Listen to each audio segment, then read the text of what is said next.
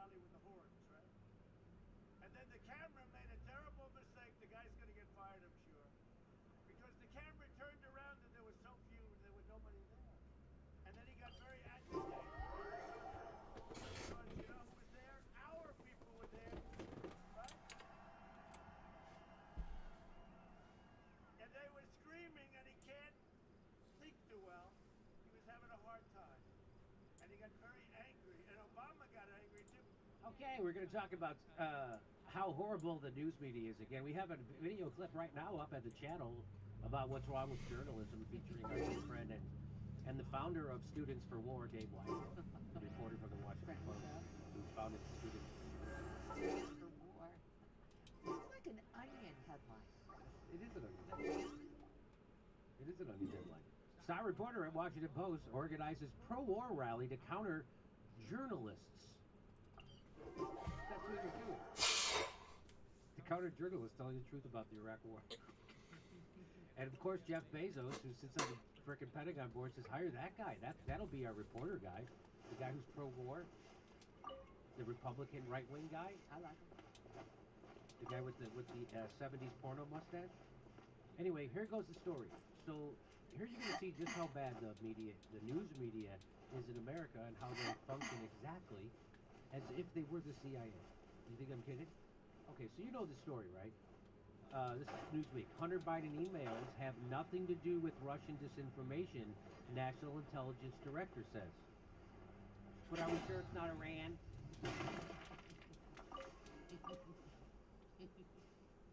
So that's from October 19th. Hunter Biden emails have nothing to do with Russian disinformation. Okay? But you know that Twitter wouldn't allow the New York Post to post that story. Like, anybody to share it or to tweet it, they were like, that's Russian disinformation. Well, it turns out it's not. Guess what was Russian disinformation? The Steele dossier. They didn't stop it. They didn't Twitter didn't flag it. Facebook didn't flag it. We can do that. So anyway, so here's the Washington Post. Insisting that the Hunter Biden laptop is fake is a trap. So is insisting that it's real. What do we do? This is written by Thomas Rid. Thomas Rid is the author of Active Measures, The Secret History of Disinformation and Political Warfare. He's also a professor of strategic studies at Johns Hopkins University School of Advanced International Studies. So you would think he's a real smarty pants guy, and he wouldn't be able to be taken apart by a jackass. In his garage, he was probably high right now, right? From Johns Hopkins, super smarty pantsies. Are you ready? That's gonna hurt in the morning. This is from this article. This is how he decides that they should handle stuff like Hunter Biden's emails that were, by the way, real, factual, and no one would ask Joe Biden or Hunter Biden to disavow them. Nobody would ask them to do it. One reporter asked them, and Joe Biden wagged his finger at him, and that was it. The easiest way to find out if these are true, ask Joe Biden if they're true, if they're real. Nobody would do that. Get out of here! So here's what it says. Here's what this guy wrote in this article. I'm not making this up. You think I'm making this up? I am not making this up. He says, a close look at the evidence shows that neither Biden nor Trump have the facts on their side for now. Take a step back, and the Russian interference of 2016 holds valuable lessons on what to do and what not to do in 2020. So you know the bogus Russiagate thing that everybody pushed that was completely evidence-free conspiracy theory? That gives us great information on how to handle this. And so how does this guy from Johns Hopkins University decide how to handle it? Are you ready? This is how the press should handle it. Are you ready? You ready? We must treat the Hunter Biden leaks as if they were a foreign intelligence operation, even if they probably aren't.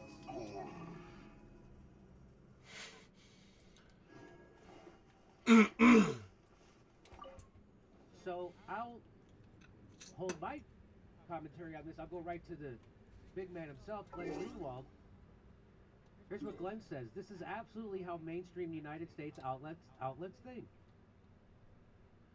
Exactly what is said there by that guy from Johns Hopkins, one of those centrist professor outlets used to elevate their unhinged If you conspiracy ever want to theories with trade a tactics, facade of I'm always ready. expertise.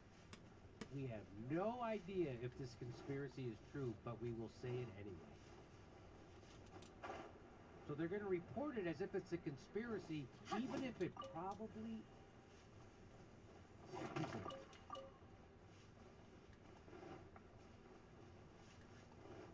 I don't know what this. I don't know. I don't know how to. What do you what? This is. We've reached the point where editorials are now telling us to pretend and to do the work of the intelligence community. So journalists are supposed to act like they're the CIA writing a story. Let's just go with its Russian disinformation. Let's not be skeptical. Let's not actually try to find out if it's real. How about you find out if it's real? How about you do that? They're real. Not much news information, not much news value in those emails. But now the story is that you guys say this about it. Now this is the story. This is the story now. The story is that they got suppressed, you guys censored it, and now this is the way you're going to handle it? When a piece of information shows up and we have no idea if it's a real conspiracy or not, we just say it is. Unless it's our conspiracy, like Russiagate, or the Steele dossier, or any of that stuff.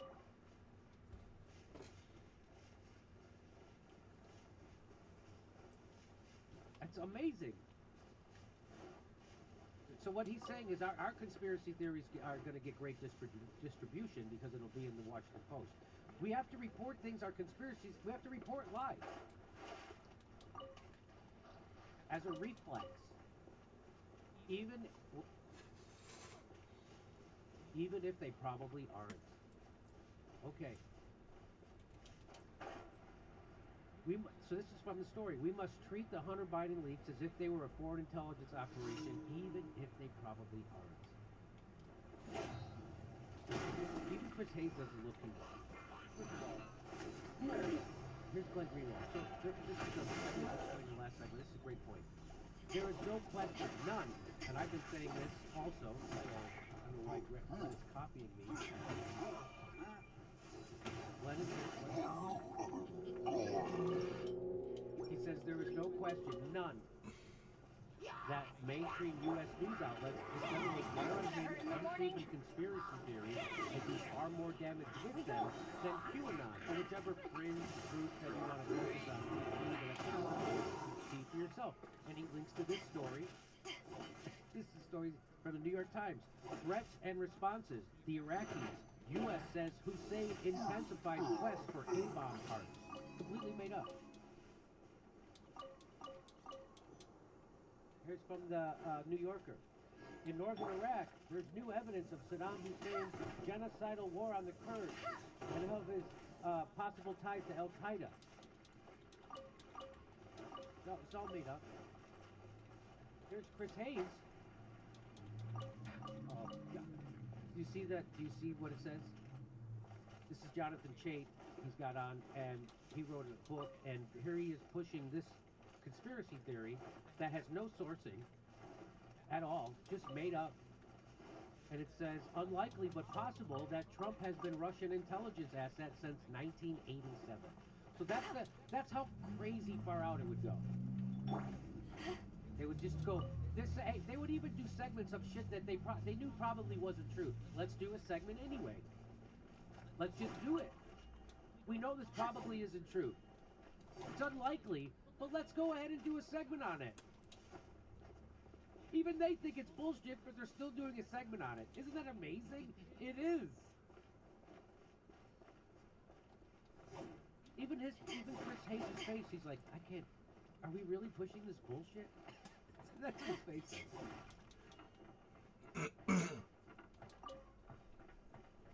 How about this?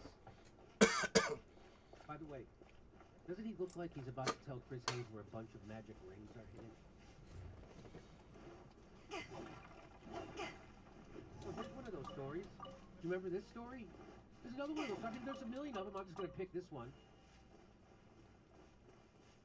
So as this story was coming out, I was in the Young Turk studio doing aggressive progressive, debunking this very story. That many YouTube shows would go on to repeat breathlessly and uncritically that same day.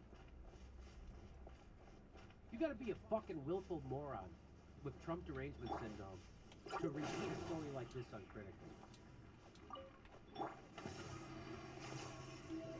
It says Manafort held secret talks with Julian Assange in the Ecuadorian embassy. Really? You know what I did? When I saw that headline, I go, wow, where's the pictures? There were no pictures. That building that Julian Assange was in is the most surveilled building in the entire world. There's a camera in every crack of the sidewalk. And they didn't have a picture of the Trump campaign manager meeting with Julian Assange 3 times. That's how you know it was bullshit. They still haven't retracted it. There was another, I don't want to say which magazine. I think it was Politico. I could be wrong. Another magazine like that. Say goodbye to your brains. Wrote a story confirming. U.S. media outlets outside of right-wing sites were desperate not to report the Hunter emails and to block the reporters. Back that ass so up. They just started printing that it was Russian disinformation, knowing there was no basis for that until they could figure out what to do. They just started doing that. And there's people on the left still to this day pushing stuff like this. Russian disinformation or Russiagate in general. They haven't apologized. They haven't stopped.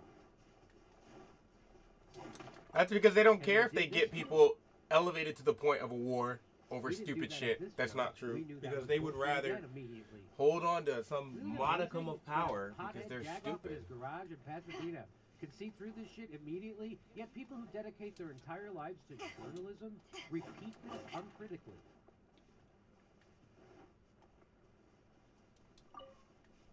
And they're not embarrassed. They don't have a shame button. They get outdone by a fuck-faced comedian on a daily basis. Because it's easy. It's easy to do out any journalism in America. They suck. They all work for the people they're supposed to be exposing. That's the problem. No purported news outlet